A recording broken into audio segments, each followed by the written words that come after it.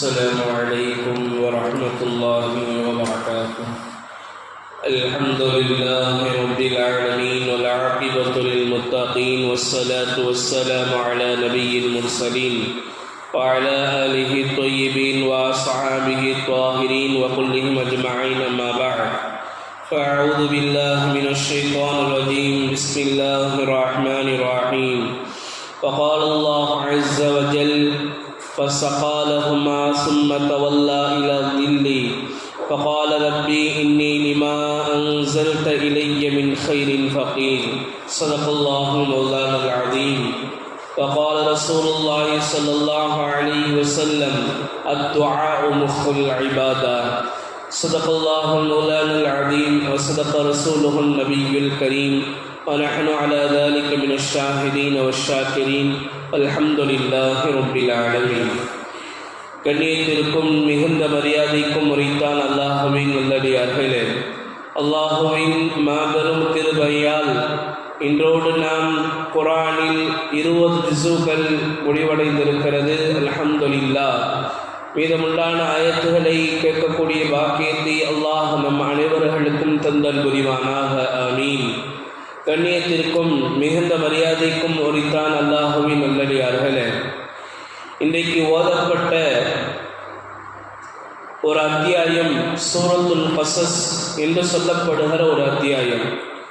இந்த அத்தியாயத்திற்கு ஏன் கஸஸ் என்பதாக வந்தது என்று சொன்னால், அல்லாஹு ஜல்ல ஷானஹு தஆலா ஹஜ்ரத் மூஸா அலைஹிஸ்ஸலாத்து வஸ்ஸலாம் உலகத்திலே அல்லாஹ்விடத்திலே பேசிய ஒரு நபி இருப்பார்கள் என்று சொன்னால் அது ஹஜ்ரத் மூஸா அலைஹிஸ்ஸலாத்து வஸ்ஸலாம் அவர்கள்தான். அந்த நபியை பற்றி ஆரம்பத்திலிருந்து கடைசி வரைக்கும் அல்லாஹ் ஜல்ல ஷானஹு தஆலா சொல்லி வருவான்.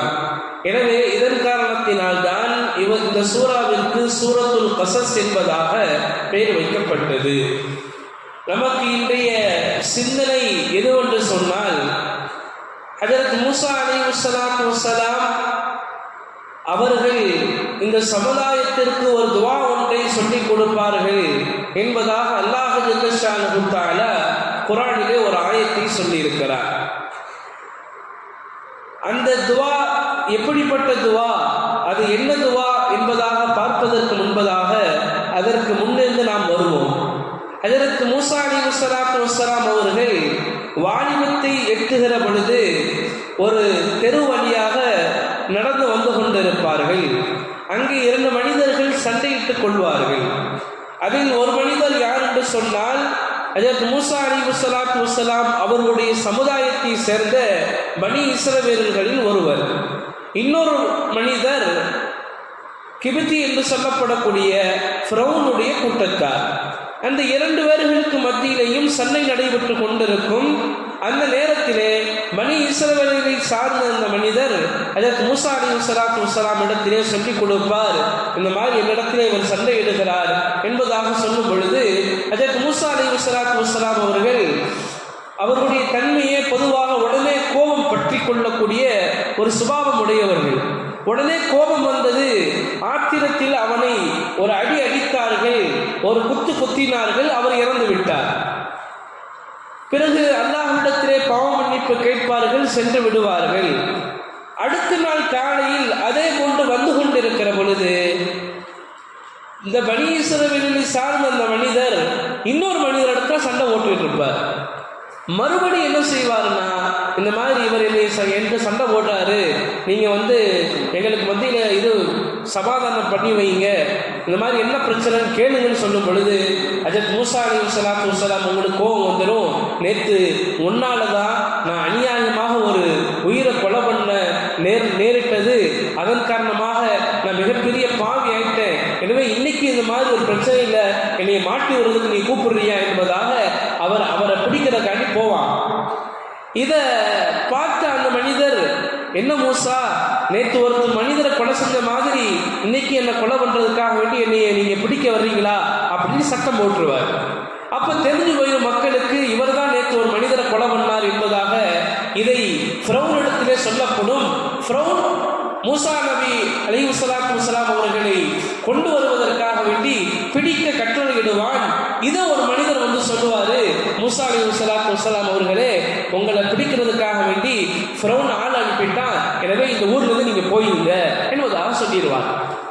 அதற்கு மூசா அலைஹிஸ்ஸலாம் அவர்கள் தேவையில்லாத ஒரு பிரச்சனையில் தலையிட்டு ஒரு மனிதரை கொலை செஞ்சு இப்போ ஃபிரௌன் பிடிக்கக்கூடிய ஃபிரௌன் கூப்பிட்டு அழைத்து சிறையிடக்கூடிய மூசா நபிக்கு தண்டனையிடக்கூடிய ஒரு நிலைமை உண்டாயிரும். அதற்கு மூசா அலைஹிஸ்ஸலாம் அவர்கள் தன்னுடைய ஊரை விட்டு வேற ஊருக்கு போயிடுவாங்க. அந்த ஊரினுடைய பெயர் மதியன். மிஸ்ர்ல இருப்பாங்க. மிஸ்ர்லேருந்து மதியனுக்கு போவாங்க. சொல்லப்படுகிறது சுமார் 2 இரவுகள் பயணம் செய்தார்கள். ஒட்டகத்திலே 2 இரவுகள் பயணம் செய்து ஒரு ஊரை அடைவார்கள். அந்த ஊருக்கு பெயர் தான் மதியன். அங்கே சில வாலிபர்கள் கிணத்திலே தன்னுடைய கால்நடைகளுக்கு தண்ணீர் புகட்டுவார்கள். 2 பெண்மணிகள் மட்டும் ஓரத்தில் தன்னுடைய கால்நடைகளை வைத்துக் கொண்டு ஆடு மாடுகளை வைத்துக் கொண்டு நிற்பாங்க. அதுக்கு மூசா அலைஹிஸ்ஸலாம் அவர்கள் இந்த காட்சியை பார்க்குறாங்க. இந்த பெண்கள் ஏன் ஒதுங்கி இருக்கிறாங்கன்னா, ஆண்கள் குழும்பி இருப்பதனால தான் பெண்கள் ஒதுங்கி இருக்கிறாங்க. எனவே நாம் அந்த பெண்களுக்கு உதவி செய்யலாம் என்பதாக அதற்கு மூசா அலைஹிஸ்ஸலாம் அவர்கள் அந்த 2 பெண்களிடத்தில் இருக்கக்கூடிய கால்நடைகளை கூப்பிட்டு வந்து அந்த கிணத்துல தண்ணீர் இறைத்து அதுக்கு தண்ணீர் புகட்டுவாங்க, அவங்களுக்கு உதவி செய்வாங்க. இதை பார்த்துட்டு போன அந்த 2 பெண்மணிகள் தன்னுடைய தந்தை இடத்துல சொல்லுவாங்க, இந்த மாதிரி ஒரு ஆணை நாங்கள் பார்த்தோம், அவர் ரொம்ப கம்பீரமானவராக இருக்கிறாரு, ரொம்ப நாணயம் உள்ளவராக இருக்கிறாரு, அவர் எங்களை தவறாக பார்க்கல, எங்களுக்கு அவர் உதவி செய்தாரு, நாம ஒரு உதவியாளராக வைத்துக் கொள்வோம் என்பதாக அந்த 2 பெண்களும் தன்னுடைய தந்தை இடத்துல சொல்றாங்க. இதற்கு இடையில அதற்கு மூசா அலைஹிஸ்ஸலாம் அவங்க எப்படி வந்திருக்கிறாங்க, அங்க ஃபிரௌன் விரட்டிக்கிட்டு இருக்கிறான். எங்கேயாவது பிடிச்சா மாட்டிக்கிட்டாங்கன்னு சொன்னா என்ன நடக்கும் தெரியாது. ஒரு மிகப்பெரிய ஒரு கஷ்டமான ஒரு சிரமமான சூழ்நிலை. இப்ப சாப்பாட்டுக்கும் வழி இல்லை, வேலையும் இல்லை, என்ன பண்றதுன்னு புரியல. ஹஜ்ரத் மூசா அலைஹிஸ்ஸலாம் அவர்கள் இந்த பெண்களுக்கு உதவி செஞ்சுட்டு ஒரு மரத்துக்கு கீழே உட்கார்ந்து சொல்றாங்க. அதைத்தான் அல்லாஹ் சொன்னா, ஃபஸகா லஹுமா, அந்த 2 பேர்களுக்கும் உதவி செஞ்சாங்க, தண்ணீர் புகட்டினாங்க அவங்களுடைய கால்நடைகளுக்கு. சும்மத்த வல்லா, பிறகு மீண்டு வந்து இலல் நிறுதி அந்த மரத்தடிக்கு கீழே உட்கார்ந்து பகால சொன்னாங்க, ரப்பி இன்னி லிமா அன்சல்த இலைய மின் கைரில் ஃபகீர், யா அல்லாஹ்.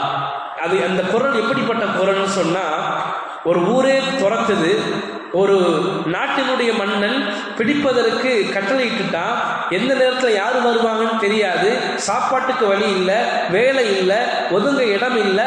இந்த நேரத்தில் தான் இவங்க சொல்றாங்க, அந்த குரலுடைய துணி அப்படித்தான் இருக்குது.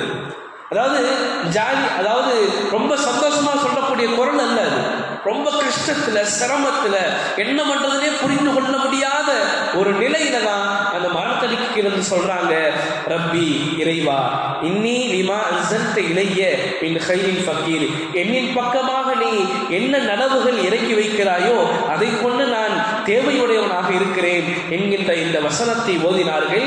சற்று நேரம் ஆனது. அந்த 2 பெண் மக்களில் ஒரு பெண்மகள் வந்தார்கள். சொன்னாங்க, என்னுடைய தந்தை அவர்கள் நீங்க செஞ்ச உதவிக்கு உபகாரம் செய்யறதுக்காக வேண்டி உங்களை அழைச்சாங்க என்பதாக சொல்லி கொண்டாங்க. கூட்டிட்டு போனாங்க அந்த தந்தை இடத்துல. அவங்க தந்தை வேற யாரும் கிடையாது, ஹஜ்ரத் ஷுஐப் அலைஹிஸ்ஸலாம் அவர்கள் தான். அவர்களும் ஒரு நபி. ஹஜ்ரத் மூசா அலைஹிஸ்ஸலாம் அவர்களை அழைத்து பேசுகிறார்கள். என்ன நிலைமைன்னு கேட்கிறாங்க. இந்த மாதிரி சொன்னாங்க, நான் ஒருத்தரை கொலை பண்ணிட்டேன், என்னை பிடிக்கிறதுக்கு ஃபிரௌன் கட்டளையிட்டுட்டான் அப்படின்னு சொல்லும் பொழுது ஷுஐப் அலைஹிஸ்ஸலாம் சொன்னாங்க, நீங்க கவலைப்படாதீங்க, இந்த ஊர் அவனுடைய எல்லைக்கு தாண்டிருச்சு, நீங்க கவலைப்பட வேணாம்னு சொன்னதுக்கு பிறகு சொன்னாங்க, நீங்க என்ன செய்யுங்கன்னா, நான் உங்களுக்கு வேலை போட்டு கொடுக்குறேன். எத்தனை வருஷம் வேலை செய்யணும்னா, நீங்க 8 வருஷம் வேலை செய்யணும், நீங்க 10 வருஷமாக ஆக்கினாலும் பரவாயில்லை. மேலும் என்னுடைய பெண்ணை நான் என்ன செய்யறேன்னு சொன்னா, அந்த வேலை செய்யறீங்கல்ல, அதுக்கு என்னுடைய பெண்ணை நான் ஒரு பெண்ணை உங்களுக்கு நிக்கா செஞ்சு கொடுக்குறேன் என்பதாக பெண்ணையும் நிக்கா செஞ்சு கொடுத்தாங்க, வேலையும் போட்டு கொடுத்தாங்க சொன்னாங்க. ஆனா 8 வருஷம் வேலை செய்யணும், இது நிபந்தனை. மேலும் 2 வருடங்கள் அதிகமாக 10 வருடங்கள் வேலை செய்யலாம், அது உங்களுடைய பிரியம் என்பதாக ஒரு உடன்படிக்கை நடக்குது. பாருங்க, இதிலிருந்து நாம் விளங்க வேண்டிய விஷயம் என்னவென்று சொன்னால், ஹஜரத்து மூசா அலைஹிஸ்ஸலாத்து வஸ்ஸலாம் அவர்கள் சிரமத்திலேயும் கஷ்டத்திலேயும் துன்பத்திலேயும் இருக்கிற அந்த நேரத்திலும் கூட அல்லாஹ்விடத்திலே துவா செய்தார்கள். எனவே நாங்கள் அல்லாஹ்விடத்திலே துவா செய்யக்கூடியவர்களாக இருக்கணும். அதோடு மட்டுமல்லாமல் இந்த துவா இருக்கிறது, இது எப்படிப்பட்ட துவான்னு சொன்னா, ரிஸ்கை வேண்டக்கூடியவர்கள், எனக்கு ஒரு வேலை கிடைக்கணும், என் பிள்ளைக்கு வேலை வேணும் அப்படின்னு நினைக்கக்கூடியவர்கள் இந்த துவாவை தாராளமாக ஓதி அல்லாஹ்விடத்தில் கேட்கலாம். ரப்பி இன்னி லிமா அன்ஸல்த இலைய மின் கைரின் ஃபகீர், இது வேலைக்காக வேண்டி கேட்கலாம். ஏன்னா இந்த துவாவை கொண்டுதான் ஹஜரத் மூசா அலைஹிஸ்ஸலாத்து வஸ்ஸலாம் அவங்களுக்கு 8 வருடம் வேலை கிடைச்சிச்சு. நீங்க விளங்கணும், அவங்க என்ன செய்யறதுனே புரியாம இருந்தாங்க. ஊரும் தெரியாது, ஆணும் தெரியாது, யாரும் தெரியாது.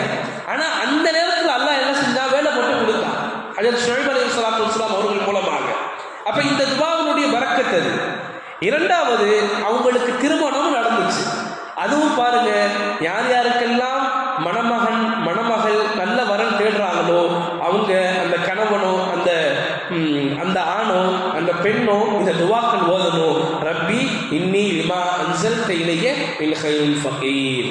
அவங்க இந்த துவாவை ஓதுனாங்கன்னு சொன்னா அவங்களுக்கு இன்ஷா அல்லாஹ் அல்லாஹ்வுடைய கிருபையில நல்ல வரன் அமையும். அதோடு மட்டுமல்லாமல் ரிஸ்க் கிடைப்பதற்கு, அதாவது அறியாத புறத்துல நமக்கு ரிஸ்க் கிடைக்கணும். ரிஸ்க்னு சொன்னா உணவு மாத்திரமல்ல, ஒரு மனிதனுக்கு தேவைப்படக்கூடிய எல்லா விஷயம். இப்போ ஆக்சிஜன் இருக்குது, அதுவும் ரிஸ்க் தான். கண் பார்வை இருக்குது, அதுவும் ரிஸ்க் தான். செவி இருக்குது, திறன் இருக்குது, அதுவும் ரிஸ்க் தான். பேசுறது அதுவும் ரிஸ்க் தான். இப்படியாக எல்லாமே ரிஸ்க் தான். எனவே ரிஸ்க் கிடைப்பதற்கும் வேலை கிடைப்பதற்கும் நிக்கா ஆகுவதற்கும் குறிப்பிட்டு இந்த துவாவை நாம் சொல்லலாம். இந்த துவாவினுடைய பரக்கத்தால் இவை அனைத்தும் கொஞ்சமல்ல சிறப்பான முறையில் அல்லாஹ்வால் கொடுக்கப்படும் என்பதாக நாங்கள் உறுதியான உள்ளத்தோடு, அதாவது லேசு மாசா துவா செய்யக்கூடாது. நீங்க நம்முடைய துவாக்கள் எல்லாம் அப்படித்தான். நாம நினைக்கிறோம் என் துவா ஏன் கபூல் ஆகலைன்னா என் துவாவுல லேசு மாசா இருக்கு. நபி ஸல்லல்லாஹு அலைஹி வஸல்லம் சொன்னாங்க, துவா கேட்கிறது என்னுடைய நாவினுடைய அந்த மொழியக்கூடிய அந்த நேரமும் என்னுடைய உள்ளமும் சரிசமமாக இருக்கணும். யா அல்லாஹ் நான் உன்கிட்ட கேட்கிறேன், யா அல்லாஹ் எனக்கு இதை செஞ்சு கொடு அப்படின்னு கேட்கும் பொழுது, ஒரு மனிதர்கிட்ட பேசும்பொழுது எப்படி பேசுவோமோ அப்படி இருக்கணும். அதாவது நம்ம ஒரு மனிதர்கிட்ட பேசுகிறோம், அவர் அங்கிட்டு பார்த்தாருன்னா நமக்கு ஏதாவது தோணுமா, என்ன இவர்கிட்ட பேசுகிறவர்கள் அங்கிட்டு பார்க்குறாரு நாமளே நினைக்கும் பொழுது அல்லாஹ் ஜல்ல ஷானஹு நினைக்க மாட்டானா? இப்போ ஏன் எங்களுடைய துவா கபூல் ஆகலை?